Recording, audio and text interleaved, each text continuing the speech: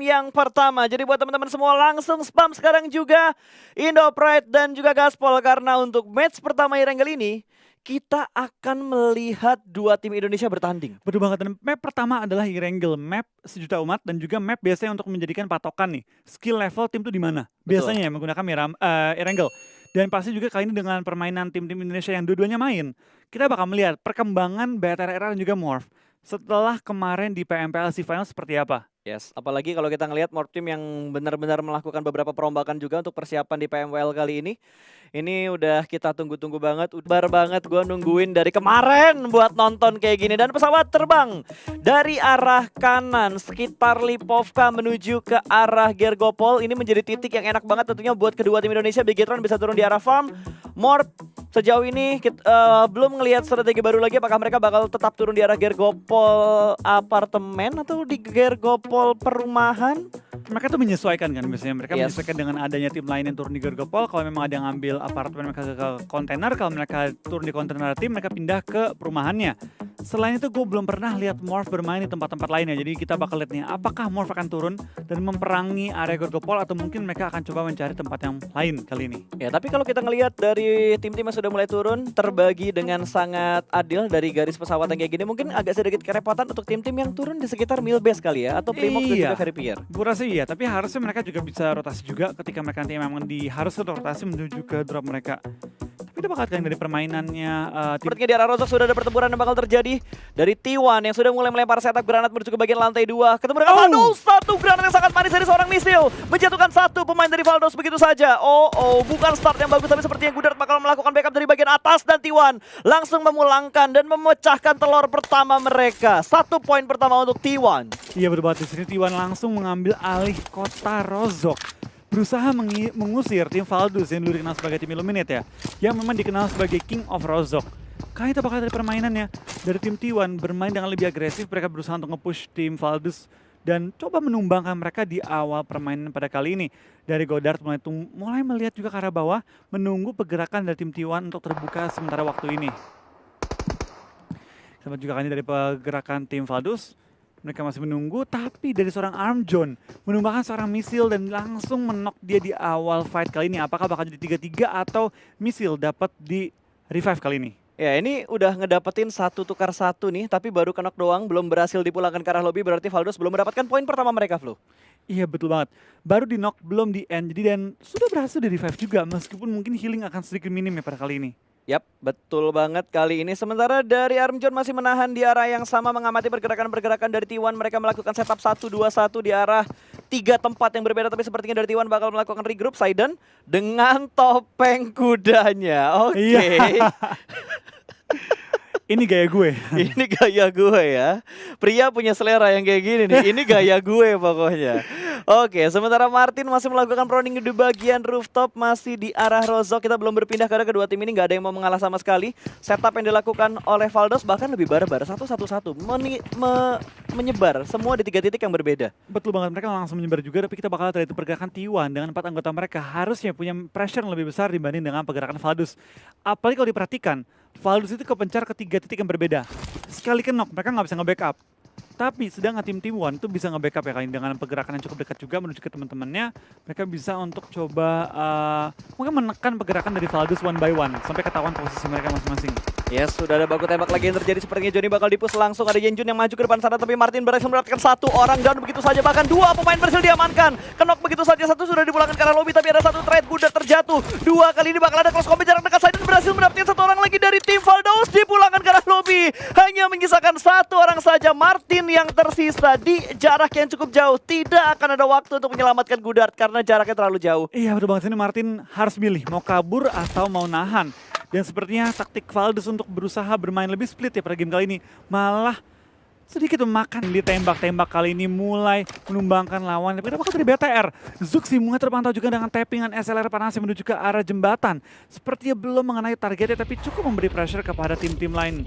Ya, itu Mega, bukan Mega tapi Mega kali ini. Ini bukan Mega tapi Mega biasa ya. Ini Mega santuy. Karena Mega yang ngegas tuh tidak ada di PMWL, bro. Ganti nama dia juga. Iya, udah ganti nama juga jadi Mid.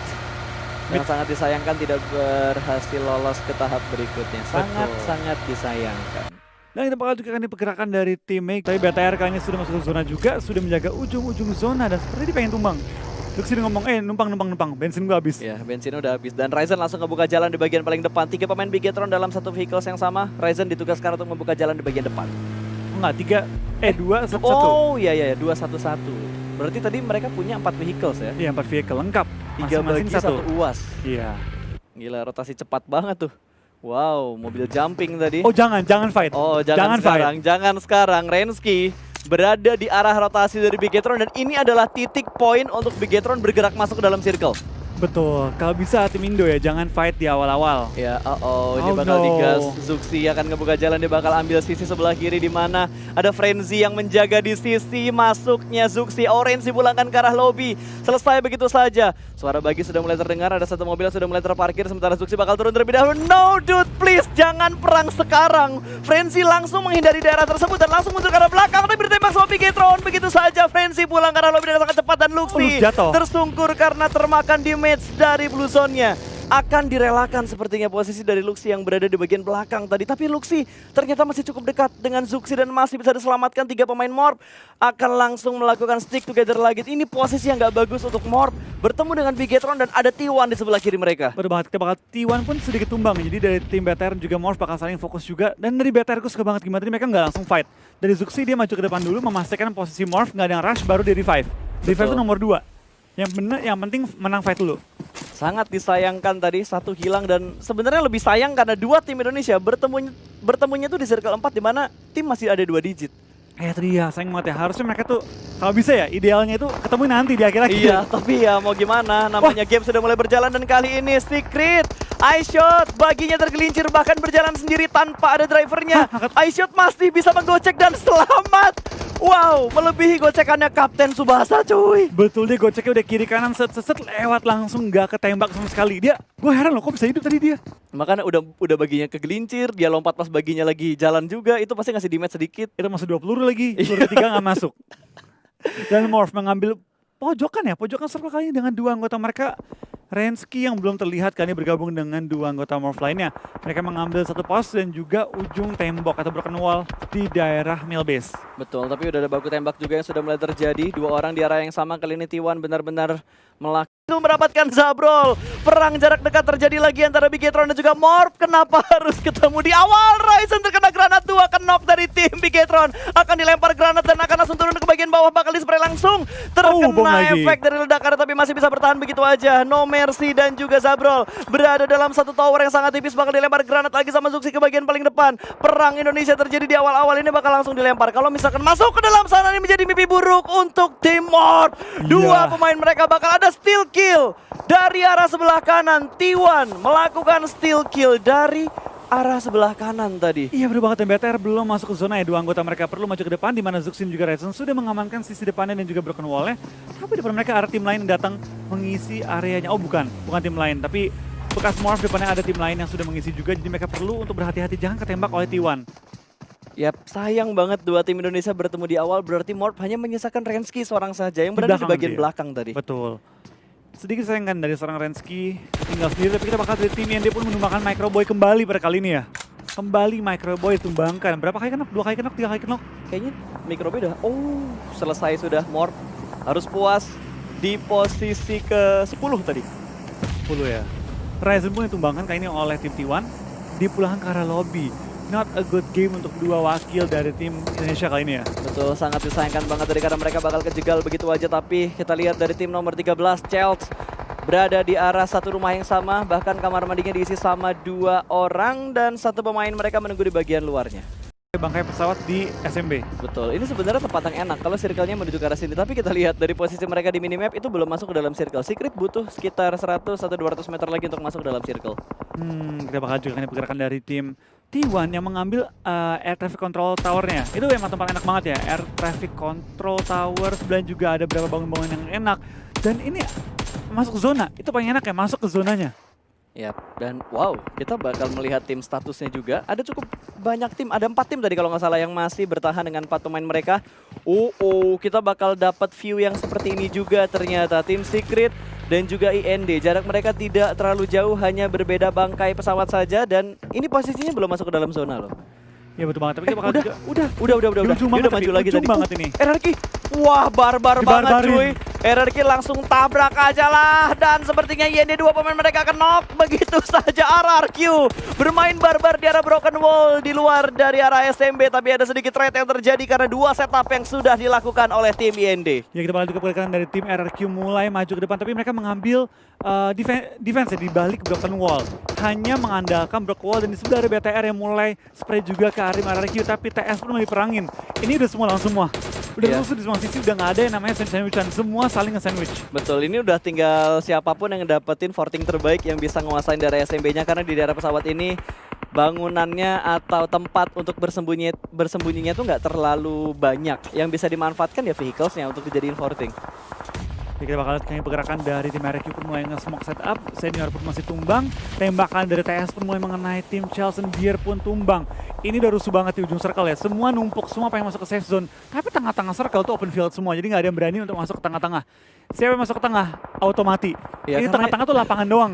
Itu lapangan terbuka cuy, landasan, nggak ada bangunan sama sekali, nggak ada tiang-tiangan yang dipakai buat bersembunyi. Bahkan kali ini RRQ, dua pemain mereka sedang kenok hanya menyisakan Ernie seorang saja, last man standing yang sedang melakukan revive. Hanya ada dua cara kata Sunsquid untuk revive, jongkok dan juga pegang. Jongkok juga pegang ya? Yap. Padahal tanpa lo jongkok, ngepron aja kalau nge-revive pasti jongkok gitu. Bisa, iya. Pasti jongkok.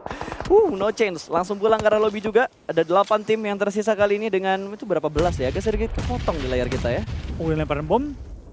Tumbang 2. Open field banget men. Utaranya lumayan ramai sih Flo. Lumayan rame sih, dan kita melihat dari tim-tim lain juga mulai tumbang. Dari tim Chelsea juga mulai kehilangan player-player mereka. Tinggal Ernie dari tim RRQ yang bertahan. Yap, dan Bigetron juga masih bertahan. Kali ini kita masih ada satu wakil Indonesia yang bertahan hingga di top 7. Mana pendukungnya? Langsung hashtag IndoPride dan juga Gaspol. Kita harus mendukung tim-tim Indonesia yang bertanding di PMWL East 2020 kali ini. Oke, back to the beat, back to the game. Yudu masih mengambil di bagian broken wall dalam dari SMB-nya, tapi mereka belum berada di tempat yang cukup aman. Satu mobil terlihat dan mungkin akan di-spray. Berpindah kamera sedikit menuju ke arah Ernie yang masih melakukan looting dan healing. Betul banget, kita bakal juga pergerakan Yudu ya, mulai menembak juga ke arah tim RCS yang lagi nge-hold di balik beberapa gentong-gentong, juga mobil yang berasap. Tapi mobil juga mau diincar, ditembak, Matoy pun tumbang oleh tim IND pada game kali ini ya. Yap, udah harus bergerak lagi.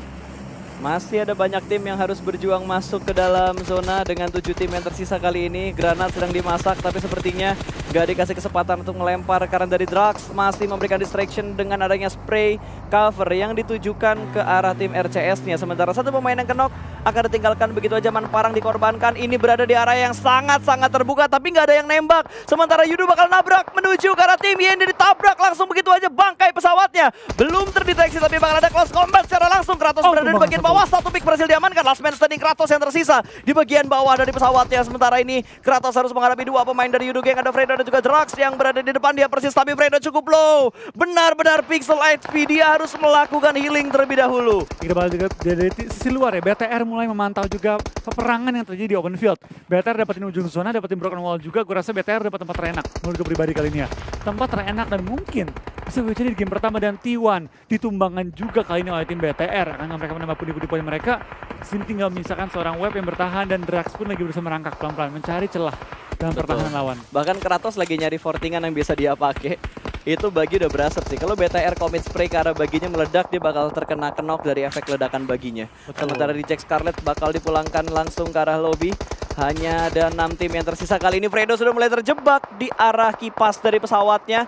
Masih ada Drax yang bertahan. Granat bakal dilempar terus-terusan. Sementara IND masih cukup tenang di arah bawah dari bangkai pesawatnya. Ya, kita bakal dari seorang Luxi pun main nembak juga ke arah RRQ, dan RRQ pun kehilangan Ernie. Berarti Ernie tumbang di posisi kelima pada game kali ini. Dan kita juga kan pergerakan dari tim Yudu sedikit sulit untuk bertahan, tapi BTR menurut gue yang paling enak. Dia di belakang tanpa ada yang ngehalangin dia, bermain dengan sangat aman, dan bener-bener wah BTR sih paling enak tempatnya. Tinggal menunggu pergerakan tim-tim lain.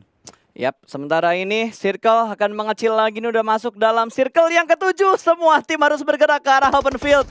Ini nggak menguntungkan ke siapapun tim yang bertahan. Ada spray lagi. Satu berhasil diamankan kali ini. ZZP langsung tertumbangkan begitu aja. Sementara Fredo cukup low darahnya. Dia harus menghadapi satu pemain dari IND yang berada di depan sana. Baginya bakal diledakkan dan memulangkan satu pemain IND. Tapi ada pencurian dari sisi lain. Microboy melihat posisi Yudu Gang berada.